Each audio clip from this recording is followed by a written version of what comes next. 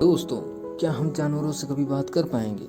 हम में से बहुत लोग अपने आसपास के जानवरों को अपना ही हिस्सा समझते हैं। पालतू जानवरों और अपने दोस्तों से हम लंबी बातें करते हैं और अक्सर सोचते हैं कि हम उनसे जो भी कह रहे हैं वो उनको समझ रहे हैं। लेकिन मानव और गैर मानव संचार के बीच खाई अभी बहुत लंबी है दोस्तों।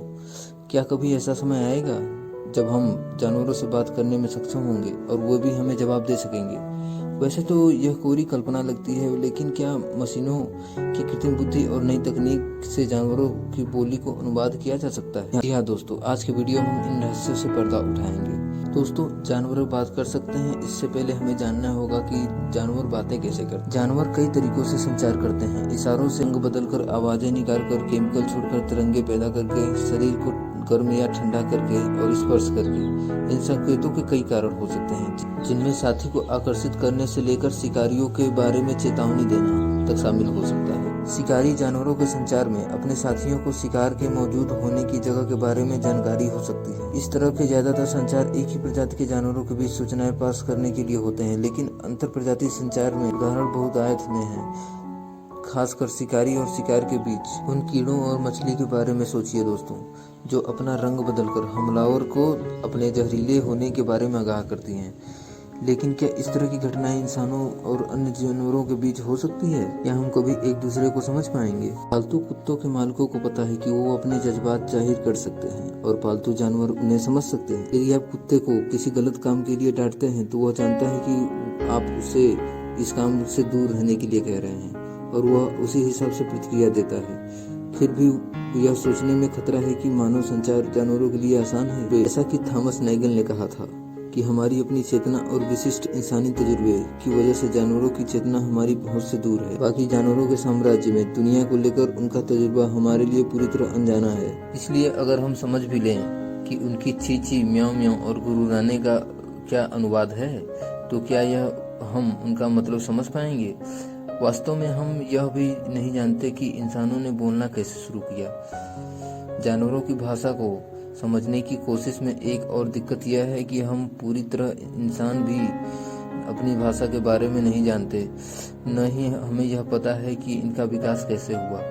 हमें असल में यह नहीं मालूम कि कैसे और क्यों हमने संचार की ऐसी व्यवस्था बनाई जो दूसरे जानवरों से इतनी अलग है। एक सिद्धांत यह है कि हमारी भाषा धीरे धीरे विकसित हुई, जिनकी शुरुआत शारीरिक संकेतों और हाव भाव से हुई थी। फिर हमने कुछ ध्वनियाँ निकाली जब तक यह पूरी शब्दावली तैयार न हो गई। एक सिद्धांत यह कहता है कि इंसानी भाषा चिड़ियों के गीत की तरह शुरू हुई। इनमें ध्वनियों की एक जटिल श्रृंखला है जिनमें इनका अर्थ निहित है। लेकिन यदि हम इन दो से किसी एक भी बात को सत्य मान लें, तो यह सवाल है कि दूसरी प्रजातियों ने इसी तरह अपनी भाषा क्यों नहीं विकसित की? क्या कोई भी दूसरा जीव भाषा का वैसा इस्तेमाल नहीं करता जैसा हम करते हैं? जानवरों के संकेतों का अनुवाद करके उसे समझने के प्रयासों में हम कितना आगे बढ़े हैं। सांकेतिक भाषा के 1000 संकेतों की महारत हासिल करने वाली मशहूर गोरिल्ला कोको के बारे में गहराई से छानबीन हुई है। विज्ञान के कुछ क्षेत्रों में यह महसूस किया गया कि कोको को वास्तव में इन बात की बहुत कम या बिल्कुल भी समझ नहीं थी कि उसके इशारों का असल मतलब क्या है। एक उदाहरण और है तोते का, जो 100 शब्दों को सीख और बोल सकते हैं। वे अपनी जरूरतों और इच्छाओं को व्यक्त कर सकते हैं, जैसे भोजन की जरूरत। लेकिन शोधकर्ताओं को यह मालूम नहीं है कि क्या उनको वाकई में इन शब्दों का समझ है, क्या यह सिर्फ सीखा हुआ व्यवहार है।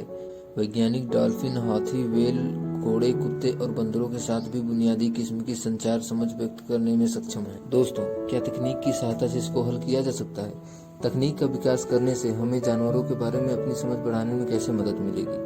पिछले कई सालों से कंपनियां यह दावा करती हैं कि उन्होंने जानवरों की भाषा का अनुवाद करने में ऐसा फेस बना लिए हैं, लेकिन ऐसे कई दावे खारिज हो गए या वे बुनियादी किस्म की संचार में ही मददगार हैं, जैसे मेरा कुत्ता गुस्से में है या उदास है या नींद में है।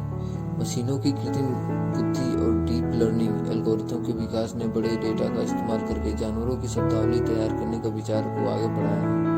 दोस्तों, दशकों से कुत्तों और चूहों पर अध्ययन करते हुए वैज्ञानिकों को यह यकीन है कि अगले 10 वर्षों में ऐसी कोई मशीन उपलब्ध हो जाएगी जो कुत्तों के आवाज और चूहों की आवाज को अनुवाद कर सके। लेकिन समस्या बनी हुई है, हम यह कैसे जान पाएंगे कि हम जिसे कुत्ते का भौंकना समझते हैं, वहाँ असल में कुत्ते का कुछ बताना होता है?